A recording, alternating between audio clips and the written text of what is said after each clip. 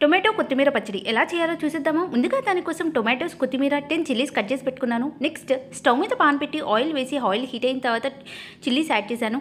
అవి బాగా deep fry అయిన తర్వాత ఒక ప్లేట్లో పక్కకు తీసుకున్నాను. నెక్స్ట్ కొత్తిమీర యాడ్ చేశాను. కొత్తిమీర కూడా బాగా ఫ్రై చేశాక ప్లేట్లో పక్కకు తీసుకున్నాను. నెక్స్ట్ టొమాటోస్ యాడ్ చేశాను. టొమాటోస్లో కొంచెం చింతపండు యాడ్ చేసి మూత పెట్టేశాను. నెక్స్ట్ పచ్చడి కొంచెం టేస్ట్ కోసం మినపప్పు వేయించాను.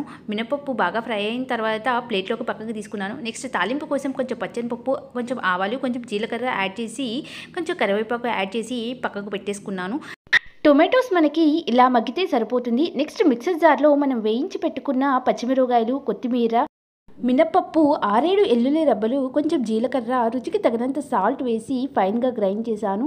నెక్స్ట్ టొమాటోస్ యాడ్ చేసి ఫైన్గా గ్రైండ్ చేసుకున్నాను. తాలింపు చట్నీలో యాడ్ చేసేసాను. ఈ చట్నీ మనకి టిఫిన్స్లోకి బాగుంటుంది. For interesting more videos please subscribe to